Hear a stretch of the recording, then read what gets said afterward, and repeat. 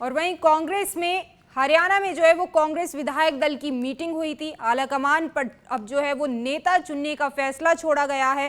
Congress observers ने विधायकों से 1-to-1 बातचीत की है और उसके बाद जो पर्यवेक्षक हैं उनकी तरफ से कहा गया है कि अब फैसला जो है वो हाईकमान करेगा। रिपोर्ट जो है वो हाईकमान को सौंपी जाएगी और उसके बाद आलाकमान ये डिसीजन लेगा कि हरियाणा में नेता प्रतिपक्ष कौन होगा।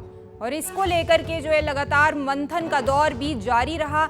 अलग अलग गुट जो हैं या अलग अलग पक्ष की बात कर लें, एक तरफ हुड्डा गुट, एक तरफ शैलजा गुट, सभी की जो है जद्दोजहद सबकी तरफ से जारी है कि आखिरकार या तो उनके गुट का कोई नेता जो है वो नेता प्रतिपक्ष के पद पर विराजमान हो। एक तरफ शैलजा गुट जो है उनकी तरफ से भी ये पूरा प्रयास किया जा रहा है कि उनके खेमे से नेता प्रतिपक्ष चुना जाए। लेकिन जो पर्यवेक्षक हैं उन्होंने सभी विधायकों से 1-to-1 बातचीत की थी कांग्रेस के नेताओं के साथ और उसके बाद ये जो रिपोर्ट है वो हाईकमान को सौंपी जाएगी और हाईकमान फैसला करेगा कि आखिरकार हरियाणा में विपक्ष का नेता कौन होगा। जहां तक बात की जाए शैलजा गुट की, तो चंद्रमोहन का नाम जो है आगे चल रहा है। उनको कह रहे हैं कि आगे उनका नाम किया गया है शैलजा गुट की तरफ से। तो वहीं दूसरी तरफ अगर हुड्डा गुट की बात की जाए तो अशोक अरोड़ा का नाम चर्चा में चल रहा है। लेकिन डिसीजन जो है वो हाईकमान लेगा कि आखिरकार क्या रहेगा, क्योंकि इससे पहले अगर नतीजों की बात की जाए तो कांग्रेस जो है वो मात्र 37 सीटों पर सिमट गई थी और अब मंथन इस बात को लेकर के चल रहा है कि विपक्ष का नेता कौन होगा, कांग्रेस का प्रदेश अध्यक्ष कौन होगा। इन तमाम बातों को लेकर के जो है पर्यवेक्षकों ने सभी विधायकों से 1-to-1 बातचीत की थी, सबसे उनकी राय जानी और उसके बाद अब जो पर्यवेक्षक हैं उनका कहना है कि रिपोर्ट जो है वो आलाकमान को सौंपी जाएगी और उसके बाद डिसीजन हाईकमान लेगा।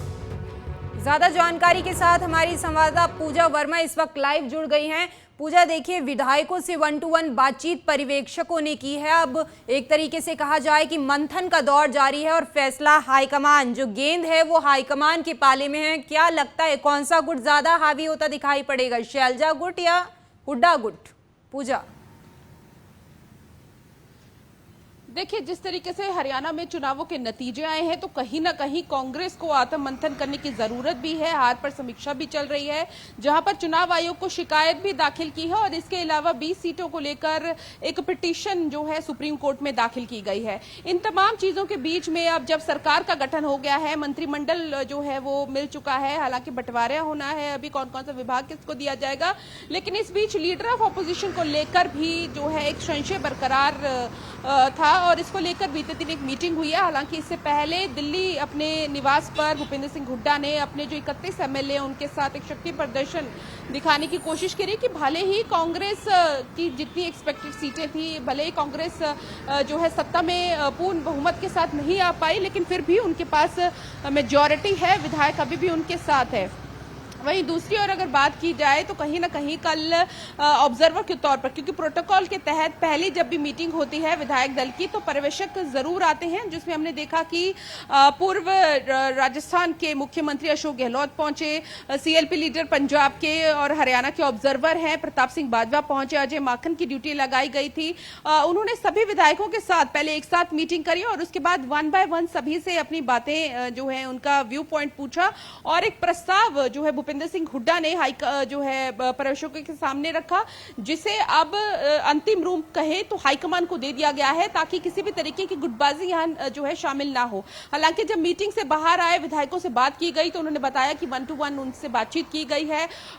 जो शैलजा गुट के एमएलए हैं, जिसमें चंद्रमोहन बिश्नोई की बात करें, शैली चौधरी की बात करें या आदित्य सुरजेवाला की बात करें, उन्होंने कुछ इस बारे में जवाब नहीं दिया, लेकिन कहीं ना कहीं ये जरूर बता दिया कि हम अपना मत दे आए हैं, अब अंतिम डिसीजन जो है वो हाईकमान के पास है। दरअसल हाईकमान खुद अचंभित है जिस तरीके के रिजल्ट कांग्रेस में आए हैं और दोबारा से अब सिर्फ लीडर ऑफ ऑपोजिशन के लिए भी कोई गुटबाजी ना हो, ये कांग्रेस हाईकमान नहीं चाहती है।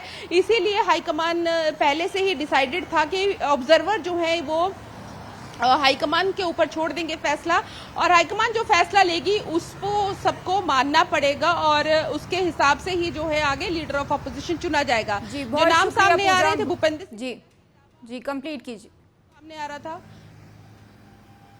जी, अशोक अरोड़ा का नाम सामने आ रहा था और इसके अलावा अगर बात करें तो शमशेर सिंह गोगी का भी ये कहना है, आपने देखा कि आज उनका बयान भी आया है कि 3 साल के लिए मुझे कांग्रेस दी जाए, क्योंकि खुद आप देखिए जो उदयभान है, चौधरी उदयभान कांग्रेस के प्रदेश अध्यक्ष, वो नहीं जीत पाए और होडल से उन्होंने चुनाव लड़ा, तो ऐसे में एक जिम्मेदारी उन पर भी थी और ये भी आरोप लगे कि उन्होंने पार्टी के संगठन को जोड़ने के बजाय अपने चुनावों पर ज्यादा ध्यान दिया। बहुत सारी कमियों के बीच में समीक्षा हार की जरूर हो रही है, लेकिन इस बीच अब विधायक दल का नेता कौन होगा हाईकमांड डिसाइड करेगा। और क्योंकि फेस्टिवल सीजन भी चल रहा है तो सोमवार या मंगलवार तक एक्सपेक्ट कर रहे हैं, क्योंकि हरियाणा विधानसभा का सेशन भी होना है पहला, जहां पर विधायकों ने शपथ भी लेनी है, तो उससे पहले जो है वो स्पष्ट हो जाएगा कि आखिर विधायक दल का नेता कौन होगा। बिल्कुल, बहुत शुक्रिया पूजा तमाम जानकारी के लिए। इस बात का इंतजार रहेगा कि आखिरकार हरियाणा में नेता प्रतिपक्ष कौन होगा, हाईकमान जो है किसको चुनेगा।